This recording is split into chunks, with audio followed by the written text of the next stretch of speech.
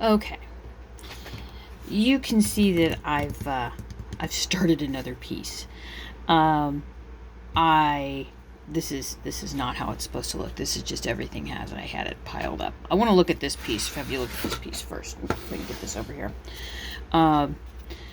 I am taking as reference for this piece, this new piece. Turn this a little bit more this way. A Fisher-Price A-frame house. I did not own it. I really, really wanted one when I was a kid, but I didn't have one. That's okay. Not every kid gets everything, and that's fine.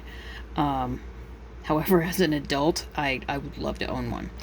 And I love A-frames. I think that's the reason I wanted it. Because I love A-frame houses. So I thought that I would do a similar construction to the previous piece where I kind of cut these little slits, and you can see that I cut halfway through on each of them. This is about 5 centimeters, so it's about 2.5 centimeters, and then I made a cut on one of the boards, and then the one that fits into it is on the opposite side. And I made this one, and while I kind of like what this, and this looks like, this, looks like garbage. Hot, stinky garbage. So you can see how the board began pulling apart, and I didn't like that. So, and I also didn't like the fact that this started looking like some stereotypical non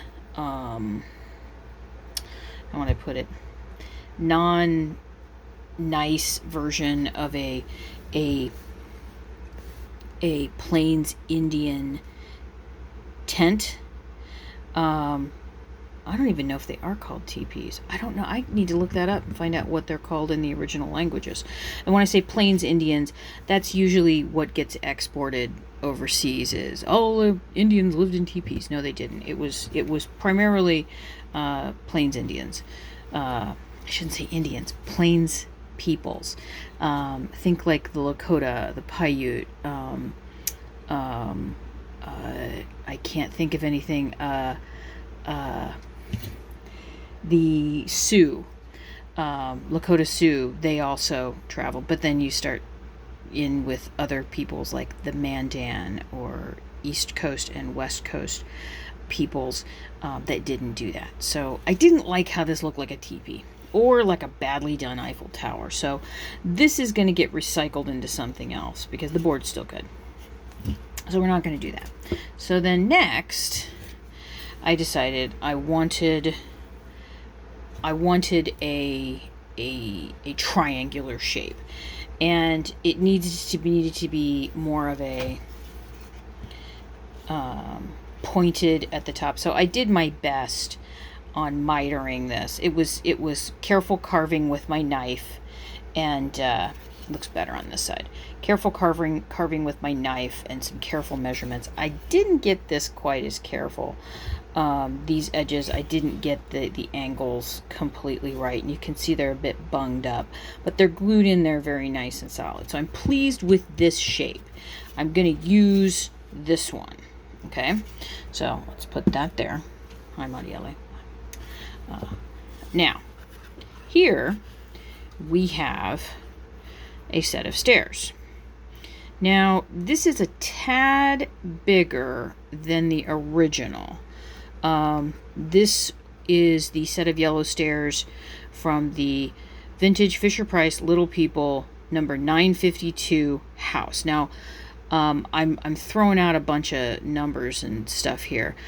In the doobly-doo for the video, and then in the post that I make for my patrons, because this is for you patrons, thank you patrons, I'm going to put some links so you can look at the pictures and kind of see what I'm talking about, because I realize that I have some patrons who didn't have these toys as children or were born after that and may not be as familiar with them as I am, which is I had them as toys.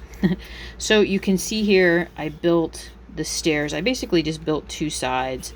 I knocked off the corners because that is to kind of mimic the masonite. They didn't have, these were done with masonite with a sticker on top. And in later times in plastic. This piece was plastic. These were manufactured from 1969 to 1979. I received mine in, I believe, 1976 for Christmas. And this little part came standard with the house, the little blue and yellow house that I had, which is one of my favorite things I've ever owned. And you can see here, I put the little circle, there was a little door that had a circle, which I was always fascinated with. And then I built, pardon me, the inside of the little, closet is in here. Now, it also had decals on the side with like a little place to hang your coat and things. I'm not going to do that. It also had along one side a handrail. I'm going to do something, but it's not going to be that. Remember, I'm trying to be referential without being derivative, if that can even work. I want to reference this thing. I want people to look at it and go, that reminds me of something. So this is going to get glued onto the back. It's cut. I just didn't glue it into the back because I'm not quite sure how I want to situate these things, because these two things that don't look like they go together, which they don't. But as a kid, when you had all these Fisher-Price toys, you just played with them all together. That's what my brother and I did.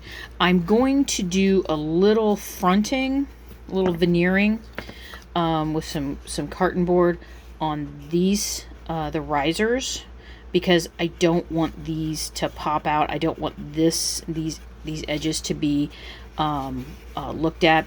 I'm also going to do it back here, but I'm going to do that. It depends on how I decide I want to situate them. Now, when I say situate them, because I said several times that sometimes I just need to sit down and play with things. So here's a base. This might be the base I use, may not be the base I use. Because I've toyed with, I can place it here. I can place this within. And I'm not sure that I like that. I'm having this, and maybe it's just because this artist came across my feed a couple of days ago, Dorothea Tanning. I'll put a link again in the doobly-doo, and a link for what you can look at. But I was having, as I'm putting this together, I was having some severe, like, Dorothea Lange whiplash. Dorothea Lange was I think the fourth wife of my favorite artist, Max Ernst. She was an American surrealistic artist, and was her own thing before she was already an artist and a respected artist before she and Max Ernst got together. He was also, I think, married to what's-her-face Guggenheim at that point, but I think he married her. It was a marriage of convenience to get him out of France, I think. Anyway, there's parts of me that, like, want to subvert norms in that if I do this, then the staircase is going in a different direction. Again, there's a part of me that has to play with things. I could change this around and do something like this. I could, this is another thing that I'm thinking about, mounting it into a middle portion. I think what needs to happen is I need a third visual element. Now, when I say third, because I've got two visual elements here, I would very much like to add some banisters going up here. But I think there needs to be more with the piece, because originally I had thought of the piece as blocked in. This is, and maybe go back to that, where this side is completely filled in. I think parts of it might make more sense once you see the original pieces that I'm looking at. That may help quite a bit.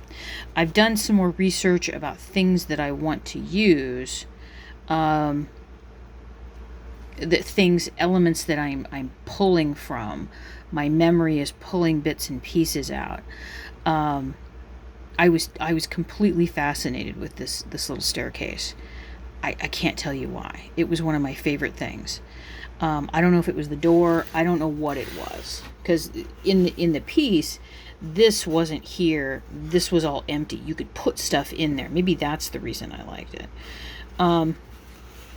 So I think maybe I need to have some other elements. I've toyed with, and I'm gonna mock up a dormer here, but I don't think that's gonna work because I really want the cleanness of this. Now, in addition, I'm going to be doing, when you look at, here, look at this. The sides of this A-frame they're all covered from the top all the way down to the bottom, in little shingles. So I'm going to be using a lot of little bits of scrap cardboard to make the shingle. Start at the bottom, work up to the top. And I maybe need to work on that first to kind of see where it's going, because there's parts of me that this was my original thought, was this hits the back. There was, it was open from, actually, this would be like one strip of the side.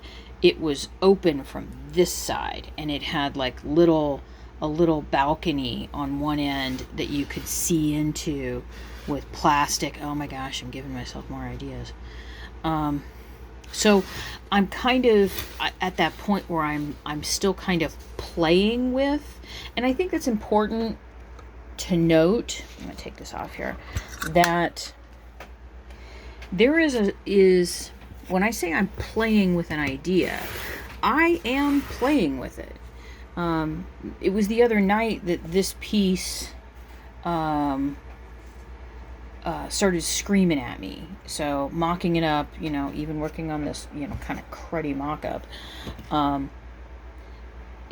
there was something that was very demanding about it. And then for me, it's part of memory that I'm pulling out. And since I don't have the actual objects, I do have the ability to build the objects to my memory and then put them together so I can manipulate them in three-dimensional space in front of me.